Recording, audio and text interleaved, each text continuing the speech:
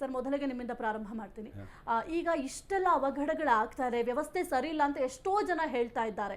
ಯಾಕೆಂತ ಅಂದ್ರೆ ಅಯ್ಯಪ್ಪ ಸ್ವಾಮಿ ಅಂತಂದ್ರೆ ಎಲ್ಲರೂ ಕೂಡ ನಂಬಿಕೆಯಿಂದ ಹೋಗ್ತಾರೆ, ವ್ರತಾಚರಣೆಯನ್ನ ಮಾಡ್ತಾರೆ ಇಷ್ಟು ದಿನಗಳ ಕಾಲ. ನಿಮ್ಗೆ ಗೊತ್ತಿರುತ್ತೆ ಎಷ್ಟು ದಿನಗಳು ಏನು ಎತ್ತ ಡೀಟೇಲ್ಸ್ ಎಲ್ಲ ನೋಡ್ತಾ ಹೋದ್ರೆ ಅಷ್ಟು ದಿನಗಳ ಕಾಲ ವ್ರತಾಚರಣೆಯನ್ನ ಮಾಡಿ ದೇವರ ದರ್ಶನಕ್ಕೆ ಅಂತ ಹೋಗುವಂತಹ ಸಂದರ್ಭದಲ್ಲಿ ಈ ರೀತಿಯಾಗಿ ತೊಂದರೆ ಆಗ್ಬಿಟ್ರೆ ಹೆಂಗೆ ಮತ್ತೆ ಹೋಗೋದಕ್ಕೆ ಸಾಧ್ಯ ಆಗುತ್ತೆ ಸರ್? ಇವಾಗ ಜನ ಮಾಬ್ ಆಗಿ ಹೋಗ್ತಾ ಇದ್ದಾರೆ. ಎಷ್ಟೋ ಜನ ವ್ರತ ಫಾಲೋ ಮಾಡ್ತಾ ಇದ್ದಾರೆ, ಕಮ್ಮಿ ಮಾಡ್ತಾ ಇದ್ದಾರೆ. ಇವತ್ತೇ ಮಾಲೆ ಹಾಕ್ತಾರೆ, ಬೆಳಗ್ಗೆ ಹಾಕ್ತಾರೆ, ಹೋಗ್ತಾರೆ. ಅವರೊಂದು ಪ್ರಾಪರ್ ಪ್ಲ್ಯಾನಿಂಗ್ ಯಾರೂ ಮಾಡಿಲ್ಲ.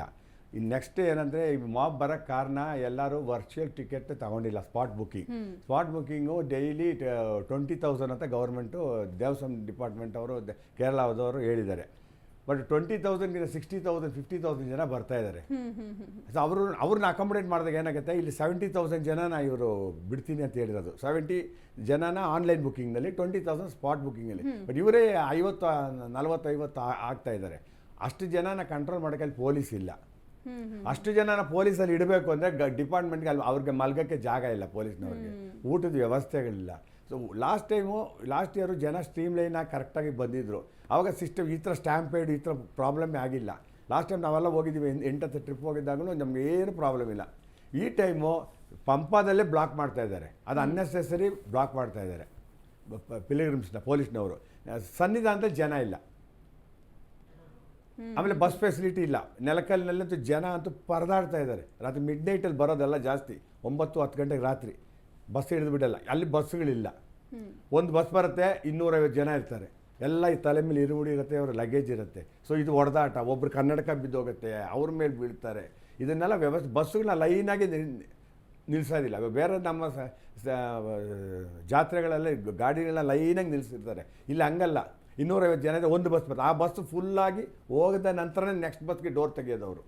ಅಷ್ಟುವರೆಗೂ ಈ ಜನ ವಯಸ್ಸಾದವರೆಲ್ಲ ಒಂದು ಏನು ಮಾಡ್ತಾರೆ, ಎಲ್ಲರೂ ಮಿಡಲ್ ಏಜ್ ಜಾಸ್ತಿ ಬರ್ತಾ ಇದ್ದಾರೆ. ಅವ್ರ ಮುಂದೆ ಯಂಗ್ಸ್ಟರ್ಸು. ಆ ಒಂದು ಹೊಡೆದಾಟದಲ್ಲಿ ಈಗ ಆಗ್ತಾ ಇದೆ. ಆಮೇಲೆ ಸಿಸ್ಟಮಲ್ಲಿ ಪ್ರಸಾದಗಳು ಅದರದ್ದು ಅವ್ಯವಸ್ಥೆ ಆಗ್ತಾ ಇದೆ ಸನ್ನಿಧಾನದಲ್ಲಿ. ಆಮೇಲೆ ಇನ್ನೊಂದೇನಂದರೆ ಎಷ್ಟೋ ಜನ ಈ ಗೌರ್ಮೆಂಟು ಸನ್ನಿಧಾನದಲ್ಲಿ ಸುಮ್ಮನೆ ಹೋಗಿ ಜನ ಅಲ್ಲೇ ಈ ಸಿವಿಲ್ಸ್ ದರ್ಶನಕ್ಕೆ ಬರೋರದ್ದೇ ಜಾಸ್ತಿ ಆಗೋಗಿದೆ.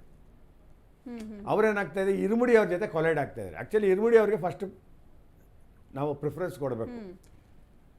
ಇರುಮುಡಿ 18ನೇ ಪಡಿ ಹಾಕಿದ್ರೆ ಅವರು ಅಭಿಷೇಕ ಮಾಡೋಕೆ ಅವರು ಹೋಗ್ತಾರೆ. ಬಟ್ ಈ ಸಿವಿಲ್ ಅವರು ಜಾಸ್ತಿ ಆಗಿರೋದ್ರಿಂದ 2ನೇ ದರ್ಶನ ರಾತ್ರಿ ಎಲ್ಲ ಹಾಲ್ಟ್ ಆಗ್ತಾರೆ. ರಾತ್ರಿ ಅಲ್ಲಿ ಹಾಲ್ಟ್ ಆಗೋ ಅವಶ್ಯಕತೆ ಇಲ್ಲ. ಸಾಯಂಕಾಲ ದರ್ಶನ ಆಯಿತು ಅಂತ ಹೇಳಿದ್ರೆ ದೇವಸ್ಥಾನದಲ್ಲಿ ಏನೋ ನಾವು ಗಂಜಿ ಕೊಡ್ತಾರೆ ರಾತ್ರಿ, ಅದು ಗಂಜಿ ಕೊಟ್ಟ ತಕ್ಷಣ ಇಳಿಬೇಕು. ಇವ್ರೇನು ಮಾಡ್ತಾರೆ, ಅಲ್ಲೇ ಹಾಲ್ಟ್. ಸೊ ಜಾಗ ಬಿಡೋಕ್ಕಾಗಲ್ಲ. ಇಲ್ಲೊಂದು 500 ಜನ ಮಲಗಿರ್ತಾರೆ. ಈ 500 ಜನ ರಾತ್ರಿನ ಜಾಗ ಖಾಲಿ ಮಾಡಿದ್ರೆ ಬೇರೆ ಜನಕ್ಕೆ ಜಾಗ ಆಗುತ್ತೆ. ಇದೆಲ್ಲ ಅಕ್ಯುಮುಲೇಟ್ ಆಗಿ ಕೂತಿದೆ. ಓಕೆ.